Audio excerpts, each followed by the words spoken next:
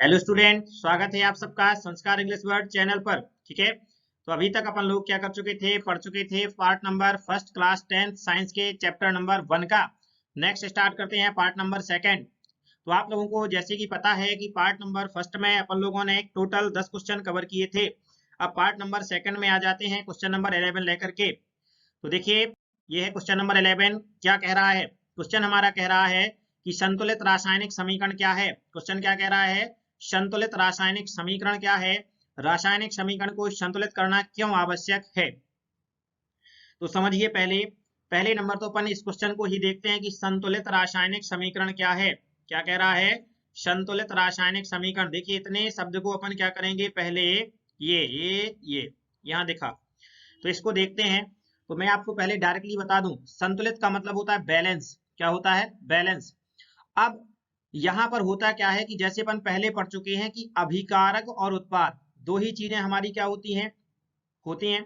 जो अभिक्रिया में भाग लेते हैं वो कहलाते हैं हमारे अभिकारक, और जो बनकर के तैयार होते हैं वो होते हैं हमारे उत्पाद। ठीक है, तो जब दोनों साइड का क्या हो जाता है, दोनों साइड का जो टोटल द्रव्यमान होते हैं, दोनों साइड के क्या होते हैं, द्रव्यमान होते हैं, यदि वे इक्वल हो जाते हैं यानी कि बराबर हो जाते हैं, दोनों साइड के द्रव्यमान क्या हो जाते हैं, बराबर हो जाते हैं, तो इसे हम क्या कह देते हैं, उस समीकरण को कह देते हैं हम संतुलित रासायनिक समीकरण। चलिए देखते हैं लैंग्वेज में अपना क्या लिखा है। ये लिखा है, हेडिंग डालिए अपन ने, रासायनिक संतुलित रासायनिक समीकरण।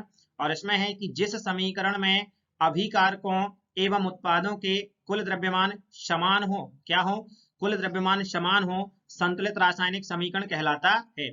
और आपको यहाँ पर आपको केवल दो शब्दों पर मतलब गौर करना है। एक तो है अभिकारक और दूसरा है उत्पाद। तो इन अभिकारक और उत्पाद के बारे में अपन फर्स्ट वाले पार्ट में ज्यादा डिटेल से चर्चा कर चुके थे। तो हमें याद रखना है कि अभिकारकों का जितना द्रव्यमान होगा उतना ही टोटल द्रव्यमान किसका होना चाहिए, उत्पाद का। और दोनों के द्रव्यमान अगर बराबर हैं तो उस समीकरण को हम कहते हैं संतुलित रासायनिक समीकरण। ठीक है, चलिए देखते हैं। अपने पास एक एग्जाम्पल दिया है, नीचे ये दिया गया है 2Al प्लस 3H2SO4, और आगे दिया है इक्वल में बनकर के जो तैयार हुआ Al2SO4 का होल थ्राइस प्लस 3H2।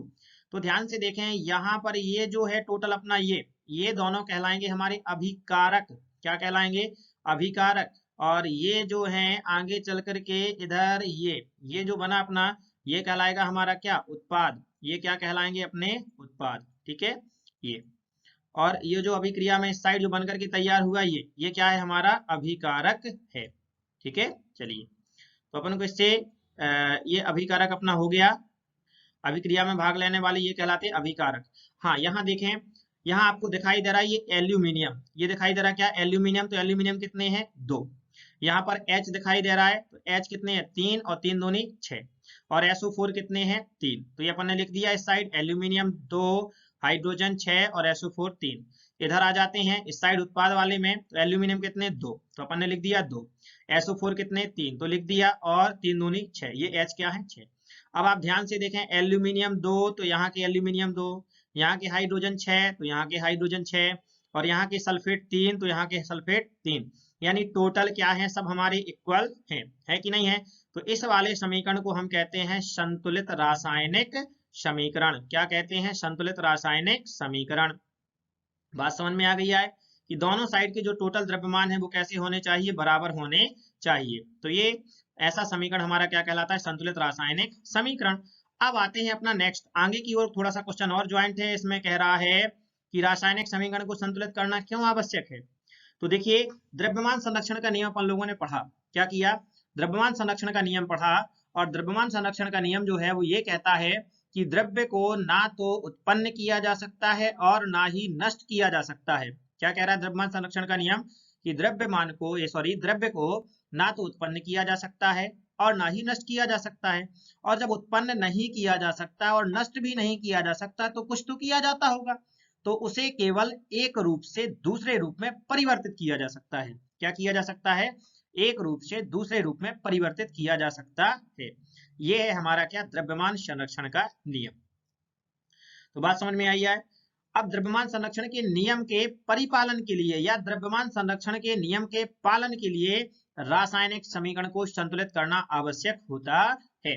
तो ये जो इतना क्वेश्चन है अपना लास्ट में, ये जो ज्वाइंट है कि रासायनिक समीकरण को संतुलित करना क्यों आवश्यक होता है, इस वाले का जो आंसर है ये लिखा है यहाँ देखिए, ये कि द्रव्यमान संरक्षण के नियम का परिपालन के लिए रासायनिक समीकरण को संतुलित करना आवश्यक है। 11 नंबर का क्वेश्चन हमारा कंप्लीट होता है। आ जाते हैं 12 नंबर के क्वेश्चन पे। तो 12 नंबर का क्वेश्चन देखिए क्या कह रहा है। यहाँ कह रहा है कि लोहे की वस्तुओं को हम पेंट क्यों करते हैं। क्वेश्चन हमारा कह रहा है कि लोहे की वस्तुओं को हम पेंट क्यों करते हैं। अब देखा होगा आप लोगों ने कि बरसात के मौसम में, अधिकांशतः बात करें बरसात के मौसम में होता क्या है कि जो लोहे की वस्तुएं हैं उन पर जंग लग जाती है। क्या हो जाती है, जंग लग जाती है। और बाकी अन्य मौसम में अपेक्षाकृत लगती तो है, लेकिन अपेक्षाकृत बहुत धीमी गति से लगती है। कारण क्या है, तो बरसात के मौसम में होता क्या है कि जो वस्तुएं हमारी नमी क्या होती है, पानी में रखी होती हैं, और वस्तुएं काय की हैं, लोहे की, तो वो नमी के संपर्क में आ जाती है, वहां उन्हें पानी मिल जाता है और उन्हें ऑक्सीजन यानी कि वायु तो मिल ही जाती है। तो जब नमी और वायु दोनों क्या हो जाते हैं, आपस में किसी धातु से क्रिया कर लेते हैं, तो उस धातु को धीरे धीरे क्या कर देते हैं, नष्ट करने की कोशिश करते हैं। और यह क्रिया कहलाती है संक्षारण। क्या कहलाती है, संक्षारण। जैसे आप लोग अभी आगे पढ़ेंगे कि संक्षारण क्या है, तो ऑक्सीजन या फिर यूं कहें कि वायु और नमी के संपर्क में आकर के किसी धातु की सतह का धीरे धीरे नष्ट होने की क्रिया कहलाती है हमारी क्या, संक्षारण। बात समझ में आई। तो यहाँ होता क्या है कि संक्षारण हो जाता है धातु का, और वो संक्षारण ना हो पाए, क्या ना हो, संक्षारण ना हो पाए, उसीलिए हम क्या करते हैं, पेंट करते हैं। क्या करते हैं, पेंट करते हैं। मान लीजिए अब देखिए, जो कोई लोहे की वस्तु है उसमें हमने क्या कर दिया, कलर कर दिया। तो जो लोहे की वस्तु है और वायु और जो जल है उसका आपस में संपर्क नहीं हो पा रहा है। किसकी वजह से, बीच में ये जो पेंट किया गया है इसकी वजह से उसका संपर्क नहीं हो पाता है। और यही कारण है कि हम क्या करते हैं, उस वस्तु को बचाने के लिए हम क्या करते हैं, पेंट करते हैं। तो किससे बचाने के लिए पेंट करते हैं, संक्षारण से। क्योंकि संक्षारण क्या है कि धातु की सतह का धीरे धीरे नष्ट होने की क्रिया को हम क्या कहते हैं, संक्षारण। चलिए देखिए यहाँ पर देखिए, आपको ये डायग्राम दिख रहा है, ये यहाँ दिखाई दे रहा है आपको कि नहीं दिखाई दे रहा है। स्टार्टिंग में ये जो नट आपको दिखाई दे रहा है, ये प्रारंभ में ऐसे थे, जो बगल में यहाँ पे दिखाई दे रहे हैं, प्रारंभ में ये ऐसे थे। लेकिन जब ये वायु के संपर्क में और नमी के संपर्क में आए तो कुछ समय बाद ये क्या हो गए, इस तरीके के हो गए जिसपे आपने मैंने सर्कल लगाया है। यानी कि ये धीरे धीरे अब क्या हो रहे हैं, नष्ट होते जा रहे हैं। ये है क्रिया। इतने अच्छे जो आपको दिखाई दे रहे हैं, और ये कैसे हो गए हैं, इस तरीके की ये हो गए हैं, बिल्कुल गल गए हैं। यानी कि धीरे धीरे अब ये क्या हो गए, नष्ट हो रहे हैं। यही लगी है इन पे जंग, और इसी को ही हम कहते हैं संक्षारण। तो ऐसा होने से बचाने के लिए, मतलब ऐसी ना हो पाए ये धातु, ऐसा होने से बचाने के लिए साइड में जो डायग्राम आपको दिखाई दे रहा है, ये दिखाई दे रहा है इधर देखिए, ये ऐसा होने से बचाने के लिए हम क्या करते हैं, लोहे की वस्तुओं को क्या किया जा रहा है, पेंट किया जा रहा है, यानी पेंट करते हैं। ठीक है, पेंट कर देते हैं, तो जिससे इस तरीके की हमारी स्थिति नहीं निर्मित हो पाती, यानी धातु जो होती है बची रहती है, ज्यों की त्यों क्या होती है, रहती है। चलिए तो अब इसको देखो, पढ़ लेते हैं अपना क्या है क्वेश्चन के बाद आंसर इसका। तो लोहे की वस्तुओं को हम संक्षारण से बचाने के लिए हम क्या करते हैं, पेंट करते हैं, जिससे वे नमी के संपर्क में ना आ सके, क्या ना हो सके, नमी के संपर्क में ना आ सके। संक्षारण के कारण लोहे की बनी वस्तुओं को का क्या हो जाता है, क्षय होता है। इस होने वाले क्षय से बचाने के लिए हम क्या करते हैं, वस्तु को पेंट करते हैं। और पेंट होने के कारण लोहे और वायु का संपर्क आपस में नहीं हो पाता, जो अपन पहले बात कर चुके हैं। और लोहे की वस्तुएं जब संपर्क नहीं हो पाएगा तो बहुत समय तक क्या होती हैं, सुरक्षित बनी रहती हैं। तो ये था अपना कारण, समझ में आया आप लोगों को कि लोहे की वस्तुओं को हम पेंट क्यों करते हैं। चलिए आप लोग स्क्रीनशॉट ले सकते हैं, लेना चाहें। अब आते हैं नेक्स्ट क्वेश्चन नंबर अपना 13। कौन सा क्वेश्चन आता है, 13 नंबर का। तो 13 नंबर का देखिए, जो 13 नंबर का क्वेश्चन है ये कह रहा है कि अवक्षेपण अभिक्रिया से आप क्या समझते हैं। क्वेश्चन क्या कह रहा है, अवक्षेपण अभिक्रिया से आप क्या समझते हैं, उदाहरण से समझाइए। तो पहले आप समझिए कि अवक्षेपण है क्या। जैसे देखो, कोई दो अपन ने विलयन लिए, क्या किए, कोई दो विलयन हम मिला रहे हैं। अब वो विलयन कैसे होने चाहिए, अमिश्रणीय होने चाहिए। क्या होने चाहिए, अमिश्रणीय। अमिश्रणीय का मतलब होता है ये आपस में ना मिल सके। क्या कह रहा है, अमिश्रणीय का मतलब ये आपस में ना मिल सके। ठीक है, तो हमने, और हम क्या करें, जबरदस्ती मिला रहे हैं। तो उन दोनों विलयनों को हमने मिलाया, तो जो ठोस होता है, क्या होता है, जो ठोस होता है वो धीरे धीरे, जो ठोस के कण होते हैं वो अलग हो जाते हैं। और इस ठोस के कणों की अलग होने की प्रक्रिया को हम क्या कहते हैं, अवक्षेपण अभिक्रिया कहते हैं। और जो ठोस अलग हुआ है उस ठोस को हम कहते हैं अवक्षेप। क्या कहते हैं, अवक्षेप कहते हैं। चलिए यहाँ पर अपना डायग्राम यहाँ पे बना है, देखो पहली वाली नली में ये जो लिखा है सॉल्यूशन यानी कि बिलियन, यहाँ पर आपको कोई अंतर दिखाई नहीं दे रहा है, टोटल यहाँ पर एक जैसा दिखाई दे रहा है। अब इस वाले में एक बिलियन है अपना मिलाया गया है जबरदस्ती, तो इसके जो ठोस वाले कण हैं आपको ब्लू कलर में यानी कि नीले कलर में दिखाई दे रहे हैं, दिखाई दे रहे हैं। चलिए, तो ये इसमें मिल नहीं रहे हैं, अलग अलग दिखाई दे रहे हैं। फिर आ जाते हैं नेक्स्ट, तो यहाँ पर क्या हो रहा था कि यहाँ पर देखिए ये अलग हो रहे हैं। अब यहाँ पर देखो इस वाले जो थर्ड नंबर का जो डायग्राम दिखाई दे रहा है, इसमें ये टोटल क्या हो गए हैं, अलग हो गए हैं, और ये जो कण है वो नीचे आकर के क्या हो गए हैं, बैठ गए हैं। तो ये जो नीचे बैठ गए हैं, इस टोटल प्रक्रिया ये जो बना है यहाँ पर, इसे हम कहते हैं अवक्षेप। क्या कहते हैं, अवक्षेप। और इन नीचे बैठने तक की क्रिया को हम क्या कहते हैं, अवक्षेपण कहते हैं। और इसका डिटेल से देखो यहाँ पर आपको बताया गया है, यहाँ पर एक विलयन है, इसके बाद दूसरा ये मिलाया जा रहा है सेकंड वाले में, फिर उसके बाद ये देखो मिला, मिलने के बाद फिर ये धीरे धीरे क्या हुआ, अलग हुआ, अलग होने के बाद ये नीचे क्या हो गए, बिल्कुल इकट्ठे बैठ गए। और इसको अगर हमने अवक्षेप अलग कर लिया तो फिर ये क्या है, हमारा अवक्षेप है। और इस टोटल प्रोसेस को हम क्या कहते हैं, अवक्षेपण प्रक्रिया कहते हैं। चलिए, तो यहाँ देखो लिखा क्या है अपना कि जब दो अभिकारक विलयन आपस में अभिक्रिया करके अबिलेय ठोस उत्पाद बनाते हैं। क्या बनाते हैं, अबिलेय मतलब जो घुल ना सके, अबिलेय ठोस उत्पाद बनाते हैं, तो उस विलयन में उस ठोस के कण क्या हो जाते हैं, अवक्षेपित हो जाते हैं। तो इस क्रिया को हम क्या कहते हैं, अवक्षेपण कहते हैं। देखो इसका ये अपने पास यहाँ पर ये समीकरण दिया गया, ये आप लोगों को लिखना पड़ेगा कॉपी में। जैसे ये सिल्वर नाइट्रेट, क्या है, सिल्वर नाइट्रेट। तो सिल्वर नाइट्रेट में देखिए ये लिखा है Ag, और ये है NaCl। तो ये जो Ag है ये तो धन वाला है, और ये जो Cl है ये क्या है, ऋण वाला है। तो अपन जानते हैं कि ये धन और ये ऋण आपस में क्रिया कर लेंगे, तो आगे जाकर के बनकर के तैयार होगा AgCl। अब ये धन वाला क्या है अपना सोडियम, ये तो Na, और ये है NO3, ये वाला है ऋण वाला, ठीक है, नाइट्रेट है अपना। तो ये Na, ये वाला Na और ये NO3 आपस में क्रिया कर लेंगे, तो ये NaNO3 बन गया। तो ये है हमारी अवक्षेपण अभिक्रिया। अब आ जाते हैं अपन नेक्स्ट क्वेश्चन जो है, तो ये जो क्वेश्चन थी ये तो थे अपने 2-2 नंबर के आने वाले, अभी तक अपन ने पढ़े, ठीक है। अब आ जाते हैं इसके बाद जो अपन क्वेश्चन पढ़ेंगे वो रहेंगे 3-3 नंबर के क्वेश्चन। कितने रहेंगे, 3-3 नंबर के क्वेश्चन आएंगे। चलिए, तो अपन आगे बात करते हैं क्वेश्चन नंबर, देखते हैं 3 नंबर का जो क्वेश्चन उसका फर्स्ट वाला। तो ये है क्वेश्चन हमारा फर्स्ट। यहाँ पर कह रहा है ऊष्मा छेपी व ऊष्मा शोषी अभिक्रियाओं को उदाहरण सहित समझाइए। तो बात देखिए गौर से सुने, नाम में ही अर्थ छिपा रहता है बहुत सारी चीजों का। ऊष्मा छेपी, क्या लिखा है इसमें, ऊष्मा छेपी।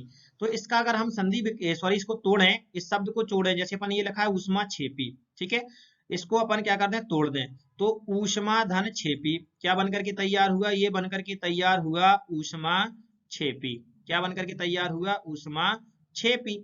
और छेपी का मतलब होता है छेपण। क्या होता है, छेपण। तो छेपण मतलब उत्सर्जित हो, क्या हो, उत्सर्जित। चलिए, इस वाले से अगर आपको समझ में नहीं आया है तो इस वाले से आपको टोटल क्या हो जाएगा, समझ में आ जाएगा। यह है ऊष्मा शोषी। तो शोषी का मतलब होता है शोषण, और शोषण मतलब ली जा रही है। शोषण मतलब क्या होता है, ली जा रही है, जिसमें ऊष्मा, अब लिखा क्या है, ऊष्मा, तो ऐसी अभिक्रिया जिसमें ऊष्मा को ग्रहण किया जा रहा है। क्या किया जा रहा है, ग्रहण किया जा रहा है, तो वो कहलाती है हमारी ऊष्मा शोषी। और ऊष्मा छेपी ये जस्ट होती है इसकी उल्टी। तो जिसमें ऊष्मा का उत्सर्जन हो, क्या हो, ऊष्मा का उत्सर्जन हो, तो ऐसी अभिक्रिया कहलाती है हमारी ऊष्मा छेपी। बात समझ में आई। तो ये जो ऊष्मा शोषी है इसमें ऊष्मा ली जाती है, और ये जो ऊष्मा छेपी है इसमें ऊष्मा क्या होती है, दी जाती है, यानी ये इसमें ऊष्मा क्या होती है, उत्सर्जित होती है। तो वह अभिक्रिया जिसमें क्या होता है, ऊष्मा उत्सर्जित होती है, ऊष्मा छेपी अभिक्रिया कहलाती है। और वह अभिक्रिया जिसमें ऊष्मा का शोषण होता है वह क्या कहलाती है, हमारी ऊष्मा शोषी अभिक्रिया कहलाती है। चलिए, यहाँ पर अपन पहले इससे देख लेते हैं। ये डायग्राम अपने सामने है, देखो आपको दिखाई दे रहा है, ये बर्फ है, क्या है, बर्फ है आपको। और बर्फ स्टार्टिंग में जब फ्रिज में रखी रहती है तब ये बर्फ है, और उसके बाद जैसे इसे बाहर निकाला तो इसे बाहर की वातावरण की जो ऊष्मा है वो क्या होती है, मिल जाती है, और जिस वजह से बर्फ धीरे धीरे क्या हो जाती है, पिघलना प्रारंभ हो जाती है। यहाँ से देखिए आपको ये सर्कल दिखाई दे रहे हैं, ये जो एरो दिखाई दे रहा है, ये एरो दिखाई दे रहा है, यानी ये लिखा है हीट, लिखा है सब जगह, देखो हीट लिखा। तो ये जो हीट है इसको दी जा रही है, हीट इसके क्या हो रही है, अंदर की ओर जा रही है, जा रही कि नहीं जा रही। तो इस हीट की वजह से ये देखो अंदर की ओर क्या हो रही है, जा रही है। तो इस हीट की वजह से ये जो बर्फ है ये क्या होती जा रही है, पिघलती जा रही है, ठीक है। और यहाँ नेक्स्ट वाले में देखिए, यहाँ क्या लिखा है, हीट लिए लिखा है, तो इसमें एरो का जो साइन है यानी कि जो चिन्ह है ये कहाँ की ओर जा रहा है, बाहर की ओर, मतलब इससे हीट यानी कि एनर्जी जो है वो क्या हो रही है, निकल रही है। तो बात समझ में आ गई कि नहीं आ गई है? तो ये है ऊष्मा, ये वाला जिसमें से निकल रही है तो ये है ऊष्मा क्षेपी, और जिसमें ऊष्मा दी जा रही है वो क्या है, ऊष्मा शोषी अभिक्रिया। क्लियर हुआ? चलिए, तो ये है अपना अपनी डेफिनेशन पे आ जाते हैं। तो यहाँ पर क्या है, ऊष्मा क्षेपी अभिक्रिया, तो वह रासायनिक अभिक्रिया जिसमें उत्पाद के साथ साथ ऊष्मा भी क्या होती है, निकलती है, ऊष्मा क्षेपी अभिक्रिया कहलाती है। देखिए यहाँ पर लिखा है CH4, ये क्या है अपना CH4 जो है मेथेन। तो मेथेन है ये 2 ऑक्सीजन के अणुओं से क्या कर लेती है, क्रिया कर लेती है 2O2, तो बनकर के क्या तैयार होता है, CO2 2H2O, और प्लस ये हीट मतलब ये क्या है अपना ऊर्जा निकल रही है। ठीक है, तो ऊष्मा क्षेपी का मतलब होता है निकलना, तो ऊष्मा क्या हो रही है, ये निकल गई। क्लियर? तो ऊष्मा निकल रही है, तो इसे हम इस अभिक्रिया को क्या कहते हैं, ऊष्मा क्षेपी अभिक्रिया। नेक्स्ट वाला है हमारा ऊष्मा शोषी अभिक्रिया। तो यहाँ है वह रासायनिक अभिक्रिया जिसमें ऊष्मा का अवशोषण होता है। क्या लिखा है यहाँ पर, अवशोषण, और अवशोषण का मतलब क्या होता है, ऊष्मा ली जा रही है, तो यहाँ पर क्या हो जाएगा, ऊष्मा शोषी अभिक्रिया होती है। यहाँ पर देखिए 2PbNO3, क्या लिखा है ये 2PbNO3 यानी कि लेड नाइट्रेट है यहाँ पर। ठीक है, अब देखो यहाँ जो हीट लिखा है, आपको एक बात बता दूं, ये जो हीट है ये हीट आना है हमारा तीर के साइन के ऊपर। मान लीजिए ये है तीर का साइन, टोटल यहाँ से लगा देते हैं, ये तीर का साइन है, ये तीर के साइन के ऊपर आनी है, क्योंकि जो ये देखो इधर आपको बता दें फिर से, ये जो हीट है अपनी, ये हीट इस तीर के साइन के ऊपर आना है। तो ये हीट अपन यानी ऊर्जा इसे गर्म कर रहे हैं, तो दे रहे हैं, तो जब इसे हमने इसे PbNO3 को गर्म किया तो ये अलग अलग अवयवी पदार्थों में क्या हो गया, टूट गया। इसमें क्या की जा रही, पहले ऊष्मा दी जा रही है, तो जिसमें ऊष्मा दी जा रही है वो है हमारा ऊष्मा शोषी, और जिसके द्वारा ऊष्मा दी जा रही है मतलब ऊष्मा निकल रही है, बाहर निकल रही है, तो वो क्या है हमारा ऊष्मा क्षेपी। चलिए, तो नेक्स्ट क्वेश्चन पे आ जाते हैं, क्वेश्चन नंबर 2। यहाँ कह रहा है निम्न को उदाहरण सहित समझाइए। क्या कह रहा है, निम्न को उदाहरण सहित समझाइए, और यहाँ पर 2 क्वेश्चन हमें दिए गए हैं। पहला है यहाँ पर संचारण और दूसरा है विकृति गंधिता। तो देखो संचारण में अपन पहले थोड़ी देर पहले बात कर रहे थे कि आखिरकार संचारण है क्या। तो संचारण के बारे में ज्यादा डिटेल से जाना नहीं है, सीधा देखो अपन ने हैरंगाली संचारण, और इसमें लिखा जब कोई धातु अपने आसपास अम्ल, आर्द्रता आदि के संपर्क में आती है तब ये संचारित हो जाती है, और इस प्रक्रिया को हम क्या कहते हैं, संचारण, यानी धीरे धीरे नष्ट हो जाती है। ठीक है, तो देखो जैसे इसका उदाहरण है, क्योंकि अपन को क्या कह रहा है क्वेश्चन में, उदाहरण से समझाइए, तो इसका उदाहरण है लोहे पर जंग लगना। अब ध्यान से देखो, जो अपन ने इसके पहले वाले, आपको याद हो थोड़ी देर पहले अपन बात कर रहे थे, उसमें वो नट वगैरह रखे थे और बगल में छड़ों पर पेंट किया जाता है। तो ये है यहाँ पर, ये आपको दिखाई दे रहा है, एक पाइप दिया है, और ये पाइप दोनों का यहाँ पर देखो ये ज्वाइंट है पाइप। तो यहाँ देखिए भैया, अगर यहाँ पेंट कर दिया जाता, क्या होता, पेंट कर दिया जाता तो इसकी कंडीशन ये ना होती। ठीक है, तो यही है, ये धीरे धीरे अब क्या हो रही है, वायु और नमी के संपर्क में आ गए, तो धीरे धीरे अब ये क्या हो रही है, ये लोहे का जो पाइप ये दिखाई दे रहा है आपको, ये क्या होता जा रहा है, नष्ट होता जा रहा है। ये बगल में देखिए रेल की पटरियां हैं, ये कैसी दिखाई दे रही है, बिल्कुल इनमें जंग लग क्या हो चुकी है, जंग लग चुकी है, यानी अब ये धीरे धीरे क्या हो रही है, नष्ट हो रही है। तो इसी प्रक्रिया को ये हम क्या कहते हैं, संक्षारण कहते हैं। तो ये तो था हमारा संक्षारण, यानी लोहे पर क्या हो रही है, जंग लग रही है। नेक्स्ट आ जाते हैं, दूसरा अपना क्या कह रहा है, विकृति गंधिता। क्या कह रहा है, विकृति गंधिता। तो देखिए विकृति गंधिता क्या है, तो विकृति गंधिता में है यहाँ पर तेल व वसायुक्त खाद्य पदार्थ अपचयत होकर के अपना स्वाद एवं गंध बदल देते हैं। कौन से पदार्थ, तेल व वसा युक्त जो पदार्थ होते हैं वो अपना क्या हो जाते हैं, स्वाद एवं गंध बदल देते हैं, और यही घटना क्या कहलाती है, विकृति गंधिता कहलाती है। यानी कि उनसे स्वाद थोड़ा सा अजीब सा आने लगता है, तो इस घटना को हम क्या कहते हैं, विकृति गंधिता कहते हैं। उदाहरण हमारा क्या है, नमकीन, चिप्स आदि लंबे समय तक अगर हम रख दें तो उनका स्वाद व गंध क्या हो जाता है, बदल जाता है। जैसे आप लोगों ने देखा होगा कि दुकानों पर बहुत दिनों तक रखी रहती हैं चिप्स वगैरह, नमकीन वगैरह रखे रहते हैं, जब तक पैकेट में रहते हैं जैसे में, तब तक तो उनका कुछ नहीं होता, और जैसे ही उनको पैकेट खोल दिया और फिर कुछ समय बाद रख देते हैं, कुछ देर के लिए हमने क्या कर दिया, रख दिया, तो देखते हैं कि उनका जो स्वाद होता है अब वो पहले जैसा नहीं रहता है जो स्टार्टिंग में आता है। क्लियर? ये मैं आपको पहले बात भी कर चुका हूँ पहले वाले पार्ट में कि कुरकुरे, नमकीन, चिप्स वगैरह जो होते हैं इनमें क्या होती है, नाइट्रोजन गैस क्यों भरी जाती है, पहले वाले पार्ट में बात की थी, तो कारण यही है। अब यहाँ पे अपने पास ये जो दिख रहे हैं, यानी कि केवल मैंने ये जो डायग्राम बना है यहाँ आपसे उसका कोई रिलेशन नहीं है, लेकिन केवल इतना दिखाने के लिए बताया है कि इस तरीके से हो जाती है, जैसे ये सेव दिखा है तो ये विकृति गंदी हो जाती है। अब देखिए देखने में भी ये क्या हो रहा है, खराब हो रहा है, खराब लग रहा है कि नहीं लग रहा है, यानी स्वाद इनका जो होता है, अब स्वाभाविक सी बात है अगर ये इस वाले हिस्से को खाएंगे तो उसका स्वाद बढ़िया आएगा, और इस वाले को खाएंगे तो क्या होता है, थोड़ा सा अजीब आएगा कि नहीं आएगा। तो मैं केवल आपको बताने के लिए कि स्टार्टिंग में ये ऐसा रहता है, क्या होता है, स्टार्टिंग में ऐसा रहता है, और फिर बाद में क्या होता है, जब वायु के संपर्क में आते हैं तो इस तरीके से हो जाता है। ठीक है, केवल दिखाने के लिए इसको आप, चलिए आ जाते हैं, फिर आते हैं नेक्स्ट नंबर का क्वेश्चन। तो नेक्स्ट क्वेश्चन हमारा क्या कह रहा है, तो देखिए कितने क्वेश्चन कंप्लीट हो चुके हैं, 3 नंबर के भी अपन 2 क्वेश्चन कंप्लीट। चलिए आ जाते हैं क्वेश्चन नंबर 3 पर। यहाँ पर कह रहा है कि निम्न रासायनिक अभिक्रियाओं को संतुलित कीजिए और अभिक्रिया का प्रकार भी बताइए। यानी हमें अभिक्रिया को क्या करना है, संतुलित करना है, और अभिक्रिया का प्रकार बताना है। तो देखते हैं, यहाँ पर अपन स्टार्ट किया है, तो पहला वाला यहाँ पर दिया है Mg + Cl2 इक्वल में MgCl2। तो ध्यान से सुने, यहाँ पर आपको समझ में आ गया होगा, यहाँ Mg लिखा है और ये Cl लिखा है, यहाँ पर आपको 2 दिखाई दे रहे, और यहाँ जो बनकर के तैयार हो रहा है ये केवल 1 दिखाई दे रहा है।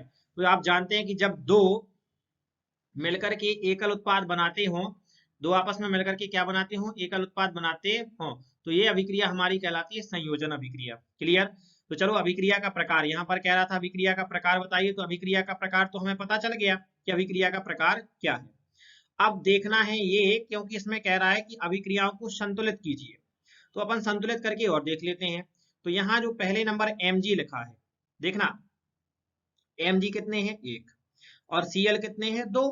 तो इस साइड आ जाइए, अब इस साइड Mg कितने हैं, 1, और Cl कितने हैं, 2। तो ये दोनों हमें क्या है, बराबर दिखाई दे रहे हैं, इस साइड भी बराबर है, और जितने इस साइड है उतने ही इस साइड है। जैसे देखिए Mg इस साइड 1 है, यहाँ 1 है, यहाँ Cl 2 है, और यहाँ Cl 2 है, यानी ये पहले से ही हमारा बैलेंस यानी कि संतुलित है। क्या है, संतुलित है। और अभिक्रिया है हमारी संयोजन, तो ये इसका ये हो जाएगा हमारा संतुलित संयोजन अभिक्रिया। ठीक है, चलिए इसका आंसर देखिए, आपको मैं बताया जा रहा हूँ डायरेक्टली, ये है आपका आंसर। ठीक, चलिए नेक्स्ट वाला है, यहाँ पर ये लिखा है HgO और ये लिखा हीट। ये जो हीट है, यहाँ से ये साइन आपको इस तरीके से आना था, तीर का निशान जो है, क्योंकि ये थोड़ा सा आ गया यहाँ बगल में, तीर के निशान के ऊपर है हीट। हीट यानी होता है उष्मा, तो अपन उष्मा यहाँ दी जा रही है, और उष्मा दी जा रही है, तो ये 2 में कन्वर्ट हो गया, कितने में कन्वर्ट हो गया, 2 में, Hg और O2 में। तो यहाँ पर आपको अब ये वाला बताने की आवश्यकता नहीं है, अगर आपने पहला वाला पार्ट देखा है तो आपको बताने की आवश्यकता नहीं है, क्योंकि यहाँ 1 है, और 1 को जब हमने गर्म किया तो क्या कन्वर्ट हो गया, ये 2 में कन्वर्ट हो गया। तो जब 1 2 में कन्वर्ट हो जाता है यानी बदल जाता है, तो ये कहलाता है अपघटन अभिक्रिया, और अपघटन अभिक्रिया का दूसरा नाम है वियोजन अभिक्रिया। ठीक है, और वियोजन जो है ये संयोजन की जस्ट उल्टी है। तो संयोजन में होता क्या है कि 2 मिलकर 1 बनाते हैं, और वियोजन में 1 से 2 बन जाते हैं। तो ये थी हमारी संयोजन और वियोजन। नेक्स्ट इस वाले में तो हो गया, पता चल गया कि वियोजन अभिक्रिया है। लेकिन यहां से देखिए हीट लिखा है, एक नया शब्द इसमें लिखा है हीट। हीट मतलब ऊष्मा दी जा रही है, ऊष्मा दी जा रही, तो ऊष्मीय वियोजन यानी कि ऊष्मीय अपघटन अभिक्रिया हो जाएगी। तो ये तो अपन को नाम पता चल गया। अब हमें ये चेक करना है कि ये संतुलित है या नहीं है। तो देखो यहाँ Hg कितना है, 1, और इस साइड Hg कितना है, 1, यहाँ O कितना है, 1, और यहाँ O कितना है, 2। अब समझना थोड़ा सा दिक्कत हो गई, अगर ये O1 होता, सिंगल ही होता, तो ये भी हमारा क्या था, संतुलित था, लेकिन यहाँ पर ये क्या मिल गया, 2। तो इस साइड भी हम क्या करेंगे, 2 लाएंगे। तो हमने यहाँ पर स्टार्टिंग में क्या लगा दिया, 2 लगा दिया। ठीक है, और जैसे ही हमने 2 लगाया, तो यहाँ O तो 2 हो गए, लेकिन उसके साथ साथ Hg भी कितने हो गए, 2। अब जैसे तैसे करके अपन ने O को बैलेंस किया, तो Hg की संख्या कम गई। अब Hg की संख्या कम गई, तो इस साइड कमी ना, इस साइड हमने Hg में क्या लगा दिया, 2 लगा दिया। तो ये 2 Hg हो गया और 2 O2 हो गया, और यहाँ पहले से ही 2 Hg और O2। ठीक है, तो देखो इसका आंसर अपना ये सेकंड नंबर का, ये देखो ये लिखा है, ये है 2HgO और ऊष्मा दी जा रही है, ये है 2Hg और O2। इसी अभिक्रिया का नाम क्या है, ऊष्मीय अपघटन, और पहले वाले का है संतुलित संयोजन अभिक्रिया। चलिए नेक्स्ट 3 वाले पे। तो 3 वाले में कह रहा है Na और प्लस S और इक्वल में बन रहा है Na2S। तो 2 मिलकर के 1 बना रहे हैं, तो अभिक्रिया हो गई हमारी संयोजन अभिक्रिया। बात समझ में आई। तो अभिक्रिया तो हमें पता चल गई। अब हमें ये चेक करना क्या ये संतुलित है। तो यहाँ देखो Na कितना है, साइड 1, और S कितना है, 1, और इस साइड Na कितने हैं, 2। तो पहले नंबर तो गड़बड़ यही कर दिया कि Na उस साइड है 1, और यहाँ दिख रहा है आपको 2। तो पहले नंबर यहाँ कम पड़ रहे, तो यहाँ लगा दो 2। चलो लगा दिया। अब Na कितने हो गए, 2, और इधर भी Na कितने हैं, 2। इधर है S और इधर भी है S, एक ही एक है, तो ये हमने संतुलित कर दिया। तो ये हो गया हमारा थर्ड नंबर का ये। चलिए देखो ये लिखा है 2Na S और Na2S, और अभिक्रिया कौन सी है, संयोजन। फिर आते हैं अपन यहाँ पर चौथे नंबर पे, यहाँ कह रहा है TiCl4, थोड़ा सा डिफिकल्ट है इन तीनों की अपेक्षा। TiCl4, TiCl4 का मतलब हुआ, देखिए Ti यहाँ से आप समझिए, ये जो Ti है इसने अपना स्थान छोड़ दिया, ठीक है, और ये जाकर के अलग हो गया। तो अगर यहाँ से स्थान, इसका स्थान किसने ले लिया, Mg ने। ये जो Mg है ये Ti की जगह पर आ गया, और अगर ये Mg Ti की जगह पर आ जाएगा तो ये जो Ti है वो किसका स्थान ग्रहण कर लेगा, Mg का। क्लियर हुआ। चलिए, तो यहाँ देखो अब ये बन जाएगा Mg, और ये Cl4 तो जो कहते हैं, क्योंकि Ti की जगह पर Mg आ गया, तो ये है MgCl4 की जगह पर यहाँ 2 लिखा है, ठीक है, लिखा रहने दो। अब ये अपन संतुलित करेंगे और यहाँ Ti अलग हो गया, यानी एक तत्व क्या हो गया, विस्थापित। यौगिक में से एक तत्व क्या हो गया, विस्थापित हो गया। तो ये कौन सी अभिक्रिया होगी, हमारी विस्थापन अभिक्रिया। अभिक्रिया तो हमें पता चल गई, अब हमें ये करना है कि संतुलित करना है। तो ध्यान से देखो, यहाँ संतुलित करने के लिए ये लाइन अपन ने खींची। चलिए मैं यहाँ पर ये है अपना Ti, क्या है Ti, और दूसरा है अपना Cl, ये तो Cl, और तीसरा है अपना Mg, क्या है Mg, ठीक। चलो, तो यहाँ Ti कितना है, इस साइड है Ti अपना 1, और यहाँ Cl कितने हैं 4, और यहाँ Mg कितना है 1। इस साइड Ti की बात करें तो Ti है 1, और इस साइड Mg की बात करें Mg है 1, लेकिन Cl की बात करें तो Cl कितने हैं 2। यानी हमें पहला Ti बराबर दिख रहा है, Mg बराबर दिख रहा है, बराबर नहीं दिख रहा है तो केवल क्या, Cl। तो Cl यहाँ 4 है और यहाँ है 2, तो 4 बनाने के लिए हम 2 का क्या करेंगे, गुणा करेंगे। और जब 2 का गुणा करेंगे तो कहाँ गुणा किया हमने, इस साइड। कहाँ है ये, किस वाले में, Cl, तो Cl ये है, तो यहाँ पर हमने क्या कर दिया, 2 का ये गुणा कर दिया। और जैसे ही 2 का गुणा किया, ये तो 4 हो गए, लेकिन इसके साथ साथ Mg लिखा है, यानी इसमें भी गुणा होगा, तो ये हो जाएगा, तो ये हो गए 2। अब जैसे तैसे ये पहले से संतुलित थे, इसे संतुलित किया तो ये भाई साहब क्या हो गए, नाराज हो गए, यानी कि इनमें संख्या कम हो गई। तो हम क्या करें, अब इधर इस साइड 2 बनाएंगे, तो यहाँ Mg लिखा होगा ये, तो यहाँ पर अपन ने 2 को क्या कर दिया, लगा दिया। तो अब 1 की जगह क्या हो गया, 2। तो ये सब बैलेंस हो गए Ti 1, यहाँ 4 4, और ये हो गए 2 2। तो ये चौथे वाले का आंसर अपना देखिए, चौथा वाला आंसर ये है। ये क्या लगा, TiCl4, ठीक है, +2 यहाँ लगाया, अपन ने भी लगाया, Ti यहाँ 2 लगा। क्लियर, ये विस्थापन अभिक्रिया है। अब अपना बचा ये 5वें नंबर का। तो चलिए 5वें नंबर का देखते हैं। 5वें नंबर का ये देखो, थोड़ा सा इसे साफ कर लें। हाँ,